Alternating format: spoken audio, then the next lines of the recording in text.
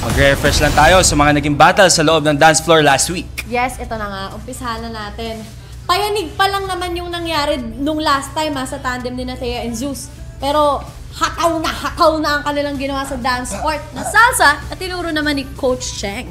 At syempre, madami ang nakarelate sa ginawang performance ng tandem ni Vision Patrick and Joshua. Dahil syempre nga, kwento ng OFW, ang ibinahagi nila sa kanilang interpretative dance style sa tulong syempre ni Coach Angel. Totoo, nakaka-touch yung performance na yun. Ito naman, kakaiba. Silverman Busker naman ang atake ni Rojon at JM sa kanilang ginawang dance performance kasama ang store choreographer na si Coach April. And syempre, nakakatakot. Pero palaban naman ang ginawang Vogue performance ng tandem ni Faith and Dasuri. With the, syempre with the help of Coach Eljon. Oo, di naman papahuli yung mga yan. Ito naman, nostalgia naman ang feels ng performance na pinamalas ng tandem nila Glyza at Kakay. Ang duo naman ni Vision Patrick and Joshua laban kina Glyza and Kakay ang napili ng Dance Authority na magtapat para sa Dance of Lexi.